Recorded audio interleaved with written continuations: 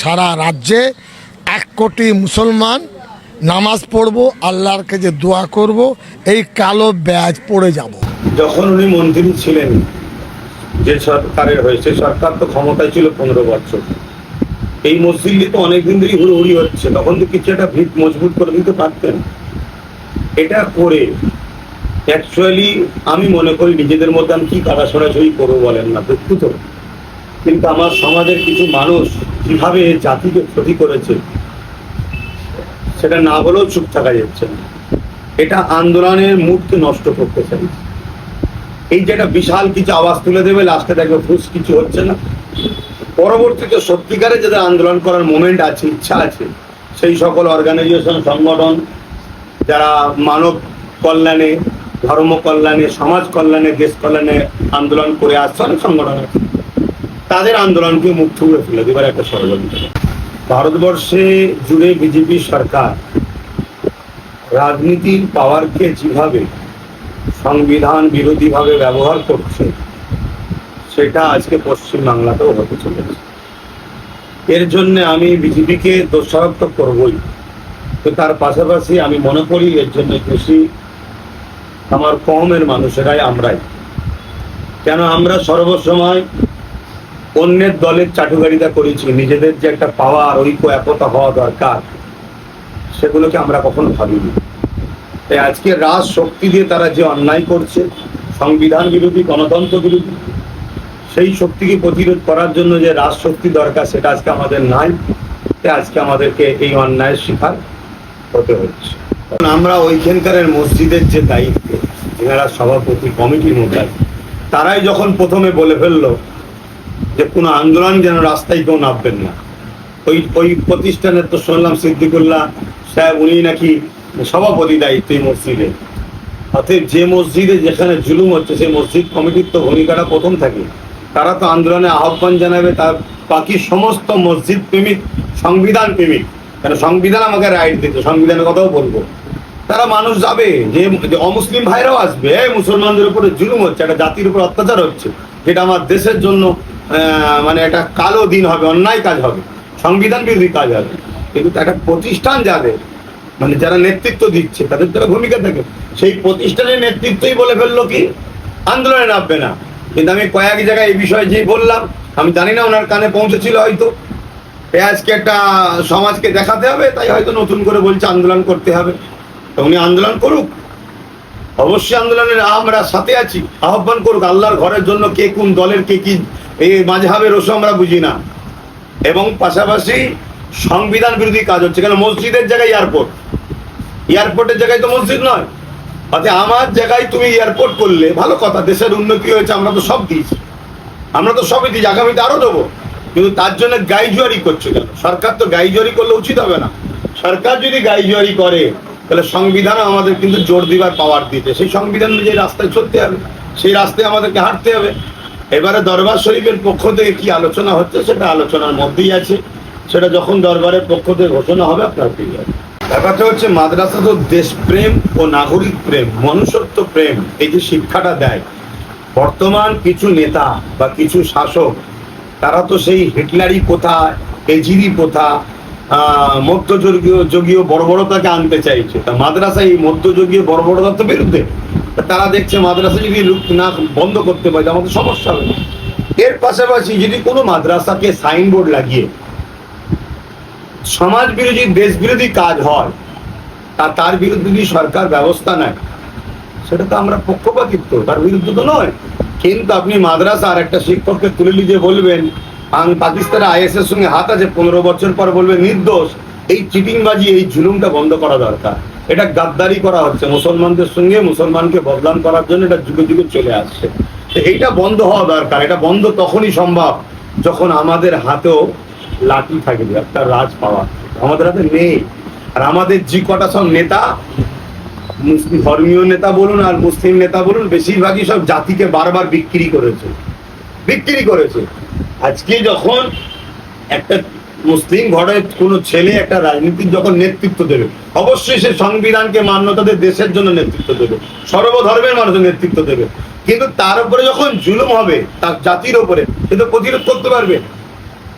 আজকে বলেন কত রাস্তার চৌমাতে অনেক ধর্মগুরুদের স্থান রয়েছে, আমি রয়েছে, ভাঙবে কি ভাঙবে না ওদিকে আমি যাচ্ছি না, রাস্তা আগে ছিল পরে করেছে কিনা ওদিকে আমি তর্কে যাচ্ছি না। সেগুলো নিয়ে কোনো জায়গায় সমস্যা হয় না, তো শুধু মুসলমানদের মসজিদ নিয়ে সমস্যা হচ্ছে কেন? একটাই কারণ, যার দল নেই তার বল নেই, যার পাওয়ার রাজ ক্ষমতা নেই তাদের এই সমাজে কিচ্ছু অধিকার নেই। আর আজকে যখন আমরা বুঝাবো, এই সিদ্দিকুল্লাহর মতো লোক এবং তার টিম বা আরো যারা আছে তারা আমাদেরকে সব দালাল বলবে, হাল বলবে, তান বলবে। আজকে এই দিন ভোগ করতে হচ্ছে। আজকে 91% মুসলমান যদি টিএমসি কে ভোট না দিয়ে যদি ওটা আইএসএফ কে দিত, তাহলে আজকে তো আমাদের 80 থেকে 90টা এমএলএ থাকতো। তাহলে মসজিদের নামাজ আজকে বন্ধ হয়ে আছে এতদিন, এ বন্ধ করতে পারতো? ওরা দাদাগিরি দিচ্ছে, আমরা দাদাগিরি দিতে পারতাম না? ওরা আইনকে বুড়াগুলদেরকে জুলুম করছে, আমরা আইনের রাস্তায় যেটাকে জুলুমটাকে রুখতে পারতাম না? কিন্তু যাদেরকে দিল তারা কি করলো? A group, B group, C group, কোথায় ভালো টিএমসি, খারাপ টিএমসি, ডিম খাওয়া টিএমসি, কোথায় এ টিএমসি, কত রকম ভাগ হয়ে গেল। তাহলে মুসলমান আমরা কি ভুল করিনি? আমাদের ভুলের খেসারত আজকে আমাদেরকে ভোগ করতে হচ্ছে। এর সমাধান আছে, সেই সমাধানে আমি ক্ষুদ্র জ্ঞানে আসতে 5 বছর 6 বছর আগে থেকে বলে আসছি যে আগামী দিন তোদের মসজিদ তোদের থাকবে না। এই তো এয়ারপোর্টের মসজিদ তো আমাদের জায়গা, তো আমাদের এয়ারপোর্টের জায়গা নয়, ওটা আমাদের জায়গায় এয়ারপোর্ট হয়েছে। আমরা আরো জায়গা দেবো, দরকার হয় অন্য জায়গায় লিখ না, যেখানে বসতি নেই আর নেই আমাদের আছে জায়গা, লিখ না, আমরা দেবো এয়ারপোর্টের জন্য। তা বলে আমার ধর্মকে ভাবাবেগে আঘাত দিয়ে একটা দাঙ্গা ফেতনার পরিস্থিতি তৈরি করে কি মেসেজ দিতে চাইছে এরা? এরা কোন ঠেসা করতে চাইছে? এরা মুসলিম সমাজকে গণহত্যা করার পরিকল্পনা করতে চাইছে। তার জন্য এই সব ইস্যু। আর নাই বলুন কোনো কিছু খেয়ে দে কাজ নেই, আর নেই, মানুষের রুজি নেই, রুটি নেই, কলকারখানা নেই, বেকারত্ব, আসতে না আসতেই 2 মাসের মধ্যেই এইসব শুরু করে দিলে কেন? এদের উদ্দেশ্যটা কি সেগুলোকে তো বুঝতে হবে। কিন্তু এখন বুঝে আর কি হবে? আমরা হাত খালি করে বসে আছি, এছাড়া আর কি বলবো? একটু যুগে যুগে হয়ে আসছে, যাদের মধ্যে ইনসাফ নেই আর ইনসাফ পরায়ণ নেই, তারা তখন কখনোই মানুষ, দুর্বল মানুষকে প্রশ্রয় দেয় না। আর আজকে দুর্বল। বিধানসভায় গুন্ডা দমন আইন পাস হয়েছে। ওটা গুন্ডা দমন আইন না, বিরোধী দমন আইন। তো গুন্ডা নয়, ওটা দেশপ্রেমিক। বিজেপি বা অনেক এই দেশের কিছু কিছু সংগঠন আছে, তাদের লোকেরা পাকিস্তানকে আমার দেশের খবর পাঠাচ্ছে, মিডিয়ায় দেখা যাচ্ছে। তারা দেশদ্রোহী না, তারা দেশপ্রেমিক। তাদের বিরুদ্ধে যে বলবে সে দেশদ্রোহী।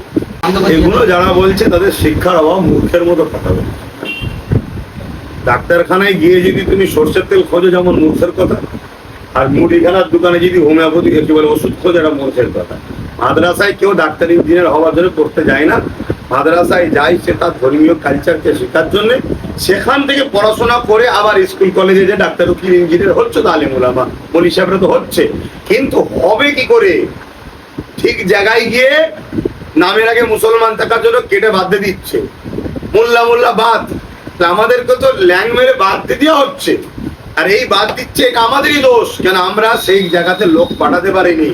আমরা বারবার বলছি, যতদিন না রাজনীতির ভাগিদারিতে ডক্টর বাবা সাহেব আম্বেদকর যে অধিকার দিয়েছে সংখ্যা অনুপাতে ভাগিদারি, এই ভাগিদারি রাজনীতিতে আমরা যতক্ষণ না নিজেদের একটা পাওয়ার তৈরি করতে পারবো রাজনীতির, ততদিন আমাদেরকে লাঠি খেতে হবে। মসজিদ যাবে, মাদ্রাসা যাবে, কবরস্থান যাবে, ঈদগাহ যাবে, ঘরের মেয়ে যাবে, মেয়ে বোন যাবে, সব যাবে, কিচ্ছু করতে পারবে না। ওই যে বলছে 4 কোটি লোক নেন আপনি, এইসব তো বলে খালি খামাখায় বাজার গরম করে মুসলমানদের আবার নতুন করে মাসিয়া হবে, হয়ে দেখা যাবে বিজেপির সঙ্গে নতুন করে সেটিং করবে। 40 লক্ষ টাকা পেয়েছে, আমার কাছে খবর নেই। মানুষ দান করেছে, গরিবের মাদ্রাসায় দান করেছে। ব্যাংকে রাখবে? ব্যাংকে কোন ভরসায় রাখবে? এদিকে পালায়, গরিবের খাওয়াবে কি? সেটা কতটা কি ব্যাপার না ব্যাপার সেটা তদন্ত সাপেক্ষ। আমার কাছে খবর নেই, আপনি বললেন আমি শুনলাম। কেন আজকে জুম্মার দিন ব্যস্ত থাকি। কি লাভ? জিহাদ লাভ মানে কি? ভালোবাসা। আর জিহাদ মানে কি? সংগ্রাম। ভালোবাসার জন্য চেষ্টা করা, ভালো জিনিস তো।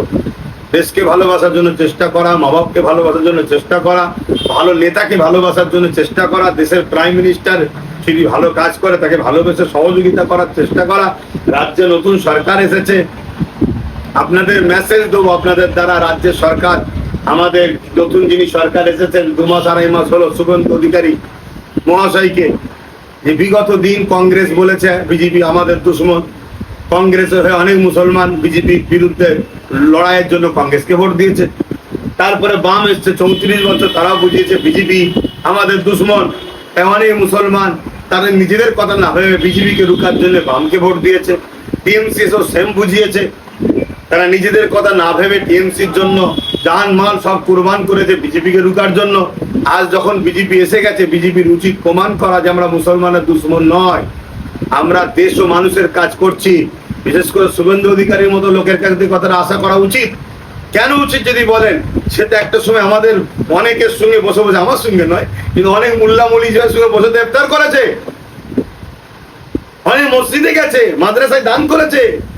আজকে আপনি সিএম হয়েছেন, আপনি প্রমাণ করুন পশ্চিমবাংলায় 79 বছর পরে এসে যে তোমাদেরকে বাম কংগ্রেস টিএমসি ভুল বুঝিয়ে রেখেছিল।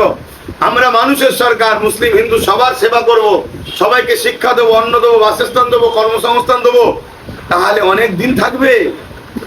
আর নাই যদি মনে করেন যে একটা সম্প্রদায়ের ভোট নিয়ে শুধু জিতে যাব, সেই সম্প্রদায়ও কিন্তু আগামী দিন আপনার সাথ দেবে কি সন্দেহ আছে। কেন জুলুমের পক্ষে মানবতা প্রেমী মানুষেরা বেশি দিন থাকে না। আমি আবার বলছি, বিজেপি সরকার অন্যান্য রাজ্যে আছে, তারা সেই সব রাজ্যে উত্তরপ্রদেশ থেকে শুরু করে মণিপুর থেকে শুরু করে কন্টিনিউ শুধু ধর্ষকের মেসেজ আসতেইছে।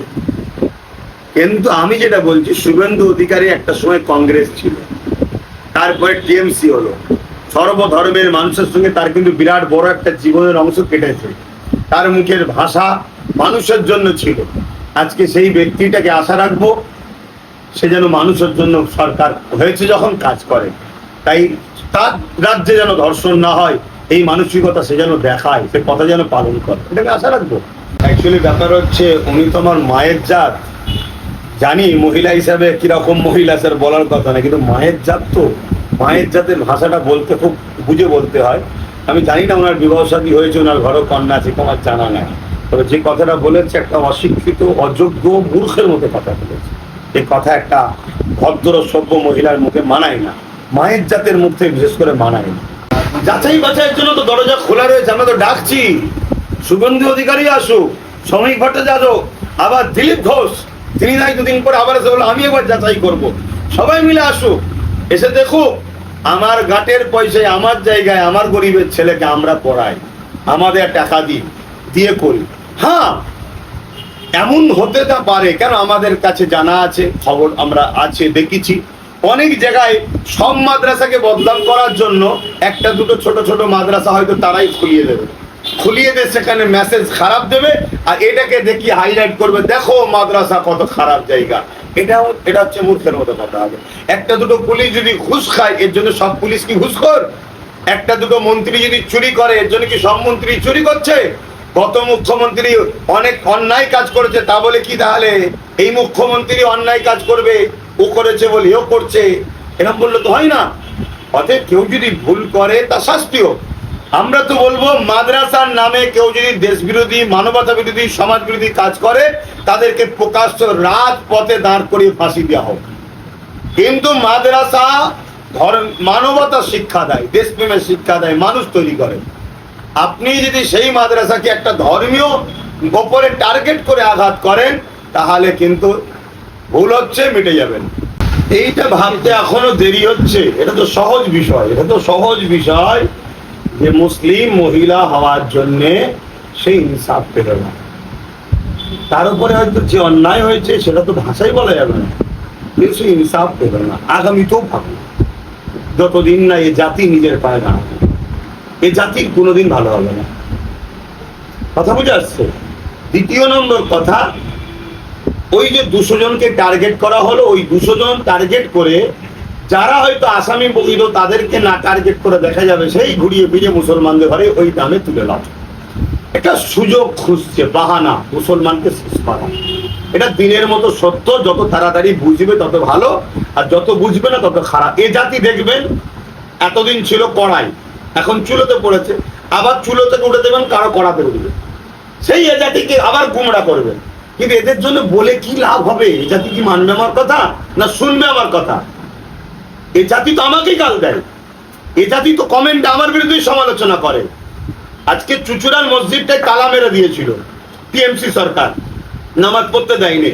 আন্দোলন হয়েছিল, অনেক আন্দোলন হয়েছিল, কিন্তু আন্দোলনের মতো আন্দোলন হয়নি। কেন? আন্দোলন দেখানোর জন্য হয় আর হাকিকাতেও হয়। কথা বুঝে আসছে? আজকে সেই আন্দোলন, সেখানে চুচুড়া মসজিদ এখনো কিন্তু আবার খোলা হলো, নামাজও হলো। কিন্তু আজকে সেই দিন থেকে আমরা বুঝাচ্ছি, আজকে 6 বছর ধরে এই মানুষকে বলছি যে দেখো, লাঠি হাতে থাকলে রাস্তার কুকুর ঘেউ ঘেউ করবে না, আর খালি হাতে থাকলে অনেকে ঘেউ ঘেউ করবে। বোঝো, তৈরি হও, ঐক্য হও, ক্ষমতা দখল করো। তোমার দেশ তোমাকে অধিকার দিচ্ছে, তুমি নিচ্ছ না কেন? কিন্তু এরা না, এরা ভিক্ষার পিছনে ছুটবে। এদের মসজিদ যাবে, মাহফিল যাবে, কোরআন যাবে, দিন যাবে, ইসলামের বিরুদ্ধে কথা হবে। কোরআন যাবে বলতে কোরআনের বিরুদ্ধে কথা হবে। এদের কাছ থেকে কেড়ে নিয়ে হবে, আগামী দিন পড়তে দেবে না, এরা মাইন্ড করবে, কোরআন পড়তে পারবে না, ভারতবর্ষে থাকতে গেলে দাঁড়িয়ে রাখতে পারবে না, নামাজ পড়তে পারবে না, টুই পড়তে পারবে না। কেউ বলতে পারে আব্বাস সিদ্দিকী তোমার কি হবে? আমার কিছু হবে না। কেন? আমি মরণকে পছন্দ করি, তো এই জুলুমের কথাকে মেনে নিই না। কিন্তু কজন সহ্য করতে পারবে? কজনে আঘাত সহ্য করতে পারবে?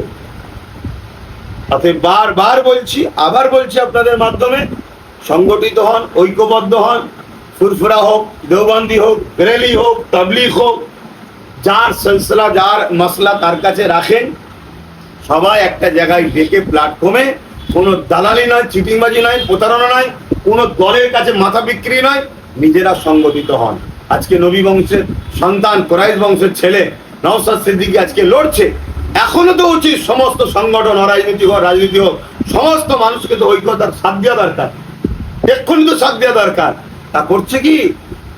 তাহলে বিজেপির সঙ্গে সেটিং হয়েছে বলেই তো নওশাদ বললো যে কলকাতার মসজিদে আন্দোলনে কেউ নামবে না, মসজিদ যাই যাক। আর কেমন ইশারা করে বলে দিল যে আমাদের সঙ্গে বসুন, হ্যাঁ আমরাই সব কিছু। তোরা কচু পোড়া দালালি ছাড়া কি করেছে? হ্যাঁ, বসে গিয়ে একটা সেটিং হয়ে যাবে, যেমন বাবরি মসজিদ সেটিং হয়ে মোটা টাকায় বিক্রি হয়ে গেছে, এটা বিক্রি হয়ে যাবে। ফালতু আমার কাছে প্রশ্ন করে কিচ্ছু লাভ নেই। আমি খোলাখুলি কথা বলে দিয়েছি, আমার জাতের ক্ষতি আমার জাতের দোষে হচ্ছে।